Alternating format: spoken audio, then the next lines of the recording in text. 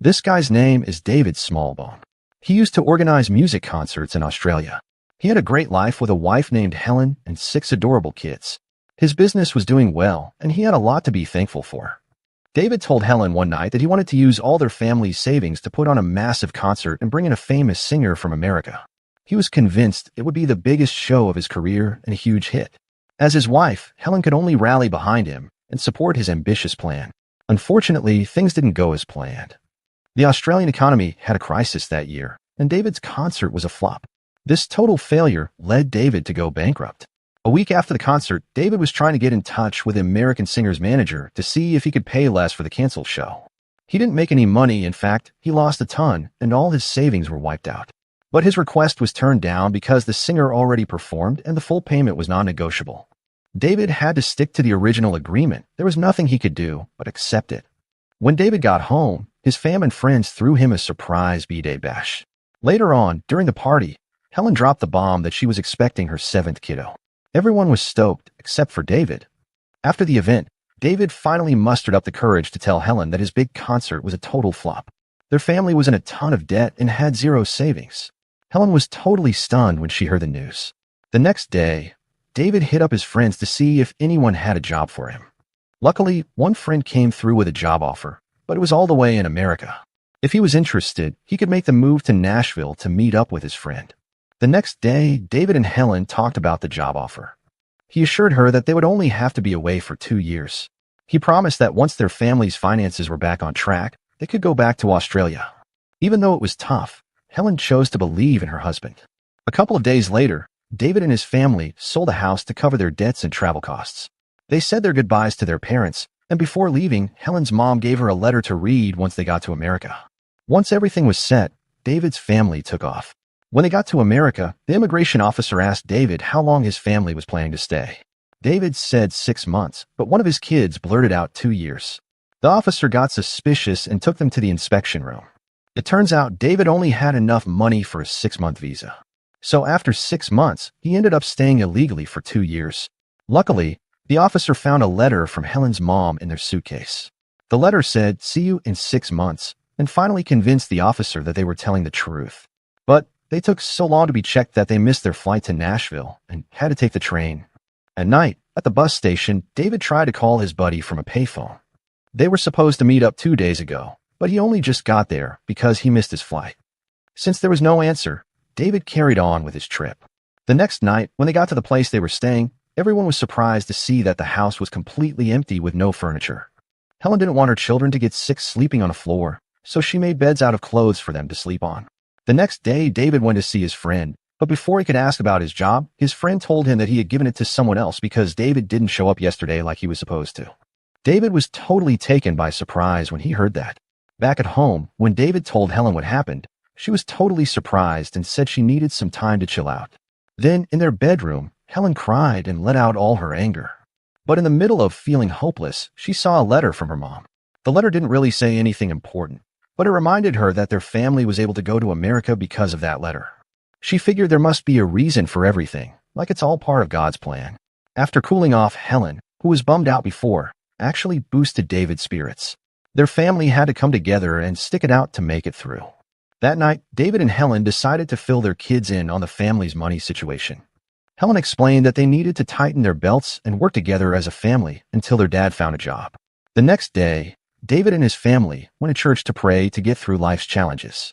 After the service, they met a super nice couple named Kay and Jed. In the afternoon, while they were cleaning the yard at home, a neighbor said hi and made a joke about hiring them to clean their yard. When David's son heard the joke, he came up with the idea to start a lawn service and house cleaning business. They finally got going.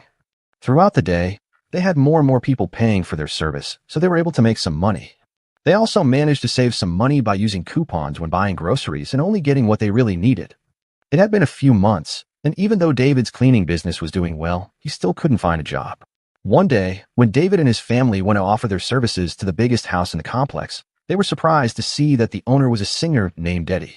Back when Eddie was just starting out, David had always turned him down for gigs. David only wanted to work with famous singers, and he rejected amateur ones like Eddie. Feeling embarrassed, David quickly asked his kids to leave. Seeing how David's life had turned out, Eddie felt bad and decided to hire their services. While cleaning, David kept an eye on Eddie, who was busy with his work schedule. He felt super embarrassed because the guy he used to think was less than him had become really successful. And deep down, he was totally jealous. 2 days later, while the neighbors were having a picnic, Kay asked Helen to come over to her place for Thanksgiving the following day. She reassured Helen that her husband would give them a ride, so they didn't have to stress about getting there. The next day, when Jed came to David's house to pick them up, he was surprised to see that there was no furniture. He didn't want to upset David, so he just stayed quiet and pretended not to notice. When they got to Jed's house, everyone sang together before the event started.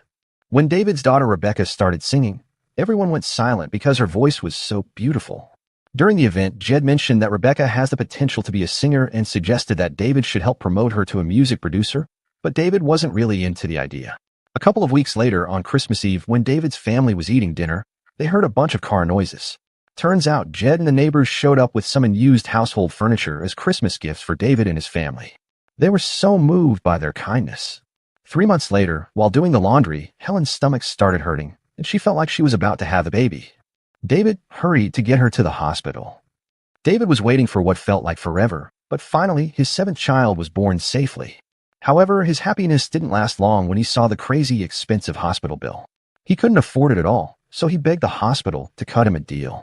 He promised he would pay it off in payments, and eventually the staff felt bad for him and gave him a discount. She let him pay in installments and only had to pay half of the bill. David was so relieved when he heard that. But then when the staff went to make a new bill, it said his bill was already paid in full on the computer, which left her and David confused. 3 days later, when David and Helen got back home, their 6 kids and Kay and Jed were there to greet them.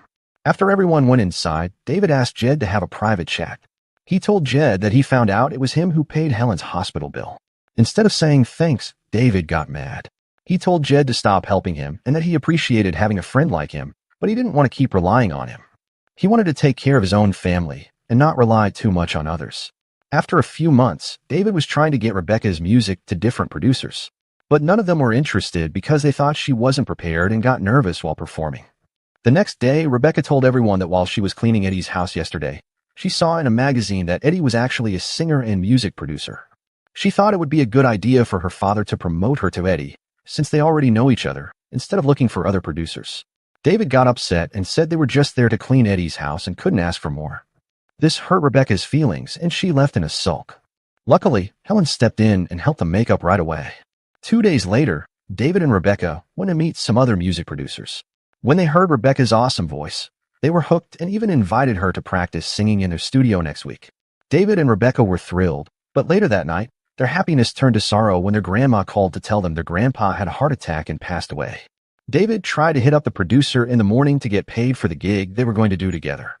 He knew Rebecca's paycheck was still a ways off, but he needed cash ASAP to fly back to Australia and see his folks. The producer, though, wouldn't budge and just ended their deal for a dumb reason. David was pissed and chucked his phone in frustration. Rebecca just looked on sadly, seeing how upset her old man was. David has been lying in bed for days, refusing to get up or eat. Helen, his wife, has been doing her best to support and encourage him. One day, Helen decided to take the kids for a walk in the park to chill out. While they were there, one of the kids sang a really nice song that it turns out was written by Rebecca. When she got home, Helen told David about the song and how the kids were trying to help them out despite all the struggles they were facing. She reminded David not to give up and be a great father for the kids, who had given up their comfortable lives in Australia to support them in America. When David heard this, it brought him to tears. The next day, David got himself together and met with the kids. He said sorry for being a scaredy cat dad who always pointed fingers. And when Rebecca came up, he admitted he already knew she wrote the song. He promised to put his pride aside and make an effort to reach out to Eddie for the sake of the family. The next day, David set up plans with Eddie to come to church and watch Rebecca's performance. He also patched things up with Jed and asked him to play the piano while Rebecca performed. Shortly after, Eddie and his buddy showed up to watch Rebecca's show. Eddie was blown away by her performance. He chatted with his friend and then told everyone that Rebecca got the gig and will be getting a promotion. When David's family heard that, they were thrilled. Since Rebecca had become a singer, Eddie thought she should have a new stage name. After talking it over, they all agreed to include her late grandpa's name. So now her stage name was Rebecca James. Years later, Rebecca's song was out and all her fans loved it. She became a big shot singer. It was her first concert, and before she rocked the stage, she gave a shout out to her parents. Her dad worked his butt off outside of home, and her mom busted her but to keep the family together. They were her unsung heroes.